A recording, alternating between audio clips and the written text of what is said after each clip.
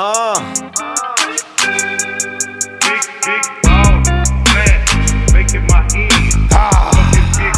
Commanders come from 10 down to score 27 points unanswered and defeat the LA Chargers.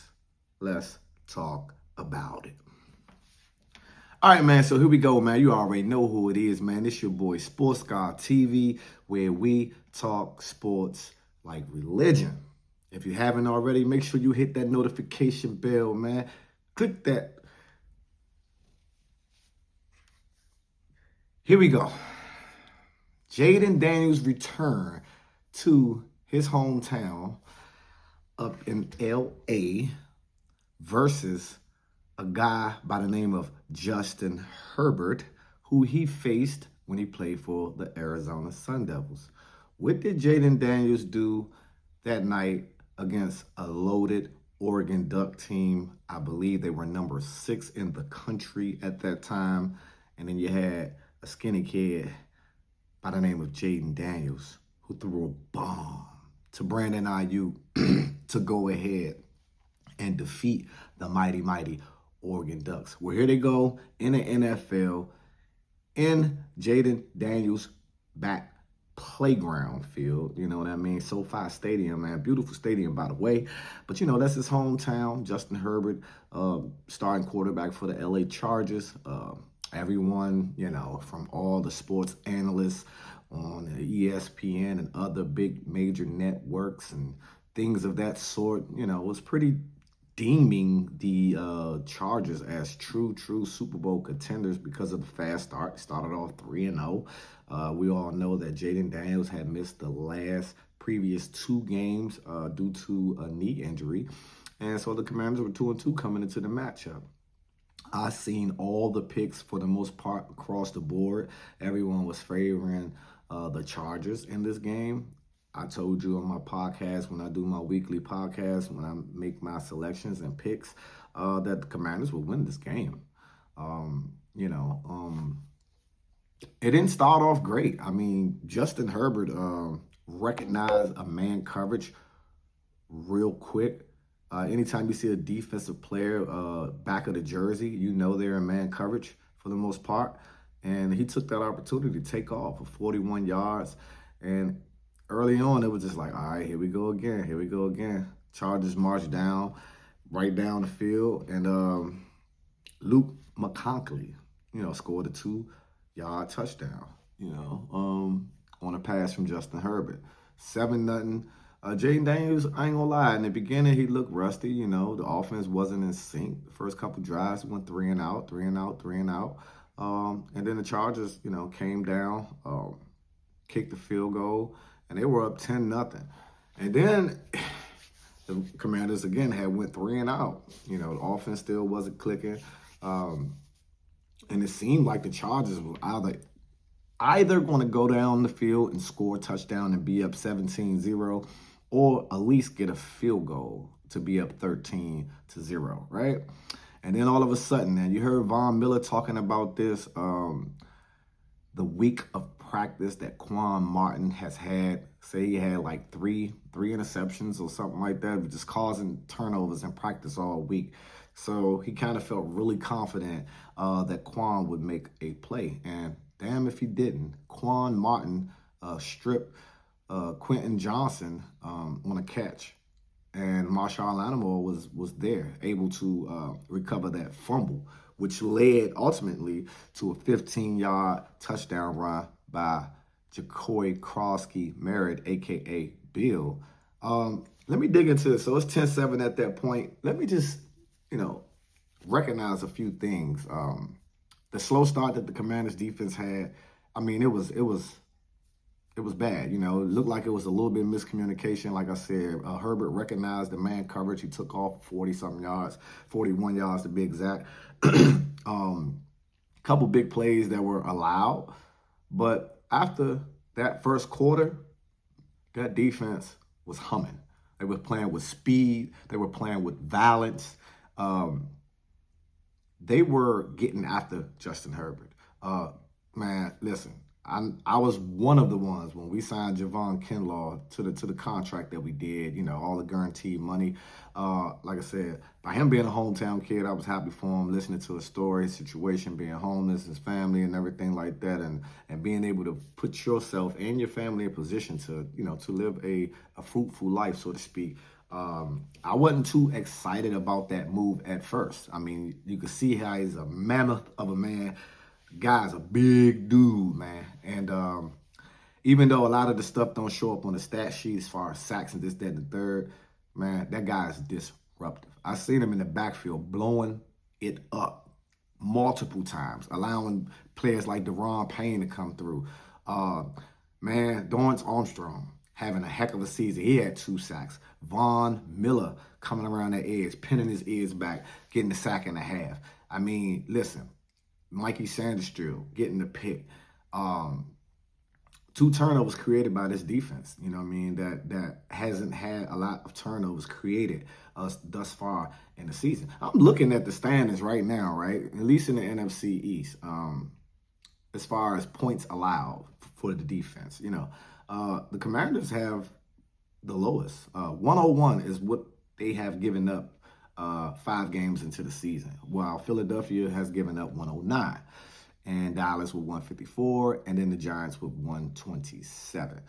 So that is crazy. And considering all the miscues, the lack of being able to turn the ball over and things of that sort, I think that is fairly good right now. It appears right now as a bend don't break defense. A lot of people had a lot of things to say because our wins came against the New York Giants, who right now they are really bad team. They are 1-4. They look awful, and then also the Raiders, who also looks awful at 1-4. So against legitimate teams, that was the thing. What Commander team will show up come Sunday? Will it be a resemblance of the team that took the lead by storm last year, who steamrolled their way through the playoffs and knocked off top-seeded Detroit and beat Tampa in the wild card and, pretty much made it all the way to the NFC Championship game? Or will it be a regressed type of unit? Yesterday didn't prove that at all. Like I said, they ran off 27 unanswered after being down 10-0 in the first quarter. They tied it up before halftime. Jaden Daniels with a beautiful, first of all, McCunkley had a punt return that got called back due to roughing the punter. I mean, Tressway in the back of his own end zone punted the ball. You can't roll up on a punter like that. Man, I'm just happy that it could have been a lot worse, especially the angle that the player had rolled. I mean, that had ACL injury, MCL injury written all over it if he rolled and hit his leg a little bit hard. You know what I mean? But from there, Jaden threw a hell of a ball to Luke McCaffrey on the play action, one-on-one coverage, cornerback draped all over Luke. Luke made the play. He made a play. Concentration was there. He was able to catch that ball and, put the Commanders in position to get points before the half, which tied the game at 10-10. Then the third quarter, the Commanders scored 10 points. Another, man, I got to give also a shout out to the offensive line. Cliff Kingsbury as well. The game plan was great. You get to see a dose of Jaden Daniels and Krosky Merritt, Bill in the backfield. Who you going to defend? You slicing down, Jaden pull and run. You sit back waiting for Jaden. You let it go to Krosky Merritt. The blocking scheme, John Bates was back out there. John Bates was putting helmets on people. Ben Sinnott was. My man Chris Paul on the left side along with Tunsil. I mean, man, those guys. And Josh Connolly, after his first 3 games that he had in the NFL season, man, I mean, they were rough. You had Mad Max, Crosby. You had Burns and Abdul Carter. And then you got Micah Parsons. So it was just like, oh, man, his first 3 games, welcome to the NFL for real. You got top pass rushers on your side. But lately it's been kind of quiet as he has seemingly adjusted to the speed of the game in the NFL and also the scheme that Cliff Kingsbury and Anthony Lynn are designing. Run game scheme, pass protection was was pretty good. Jaden only got sacked one time. But those holes were opening up big time. The scheme allowed some of that, and then also just putting hat on hat and getting after people, being physical, playing violent. They definitely did that. And Krosky Merritt, man, is an elusive back with vision, with speed and power. And his jump cuts are crazy, you know. So, yeah, man. And then, you know, Jaden, you had a video of Jaden Daniels and Debo Samuel leak in the huddle during a timeout practicing the touchdown celebration before the play even happened. It's 4th and 7. There again, aggressiveness. That's the way we played ball last year. We was the best 4th down team in the league, and also 3rd down we were right up there as well. And so 4th and 7, Jaden lobbed a beautiful pass to Debo Samuels, who you know, caught the touchdown, and him and Jaden celebrating, having the ball, having a blast in the end zone. Man, Jaden finished 15 for 26, no turnovers, 1 touchdown pass, 231 yards. Krosky Merritt, 14 carries, 2 touchdowns, 111 yards receiving. Running.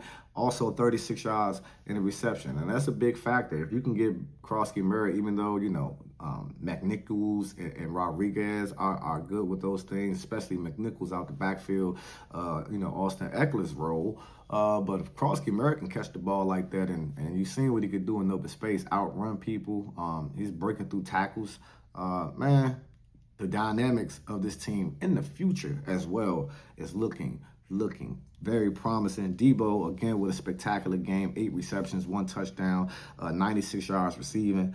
Like I said last week, man, anybody say that Debo Samuels was washed up, I mean, I know they biting their tongue right now because Debo is balling. And as long as he stay healthy, he's on the verge of getting over 1,000 yards receiving. And ain't no telling how much he's going to do more, you know, in the rush game. McCaffrey is coming along really well. He's been making his mark on the special team side. 40-yard, another big return, 40-yard return. Like I said, making big plays. Jaden Lane is coming in, made a crucial 3rd down catch. I think it was a 3rd and 16. Jaden put the ball where only he can get it, even though I felt like it was a little bit behind. Jaden was a little bit off. You know, some of his passes wasn't as accurate as it normally would be. I don't know what that has anything to do with, but as he got going, as the blood started to flow, you started to see Jaden Daniels of last year for sure. Again, that defense, Bobby Wagner had 14 tackles, 8 of them solo, but 14 total tackles. I mean, it's crucial, you know what I mean, when your leader, your defensive quarterback out there, you know, making plays like that, man. But like I said, overall, the secondary had a bounce-back game. They were physical. They were jamming. They were hitting. They were playing violent. They were playing cerebral after that first quarter. They calmed down. And they pretty much, man, held everything in check, you know. The Los Angeles Chargers have a issue that they need to figure out some things. They lost Amari Hampton, their rookie running back, who was having a good game up until he got hurt, for sure. Defensively, you could tell they missed Khalil Mack, and offensively, you could Joe Alt, their left tackle. They obviously missed him as well because the D-line was applying a lot of pressure up front. The Commanders, man, 3-2. You know, finally got their first road win of the season. They're heading home, man. Monday night versus Caleb Williams and the Chicago Bears. We know what happened last year is the play of the year for the most part on a lot of people's minds. That Hail Mary throw by Jaden Daniels, basically at the end of time, man, to seal the deal for the Washington Commanders. They get to relive it again. And hopefully it don't come down to the dramatics like that, because I feel like we dominated that Bears game, but let the Bears like hang around, and then they end up taking that lead late. We're facing Ben Johnson. You know, Ben Johnson was with the Detroit Lions last year, so he is familiar with this Commander team, you know, and how the Commanders attacked the Detroit Lions. Obviously, Chicago has a different defense, and he had different skill players and things of that sort. But I'm sure it's going to be a challenging game. You know, Ben Johnson versus Joe Witt Jr. and company.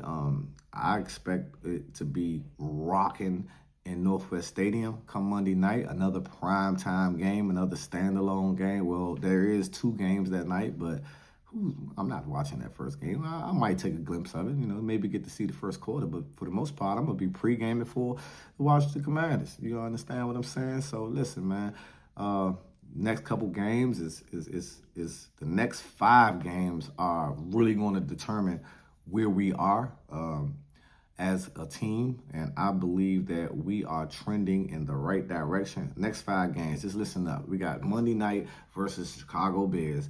Then we go to Dallas and play another standalone game, 425. Then we bounce back Monday night versus the Kansas City Chiefs in Kansas City.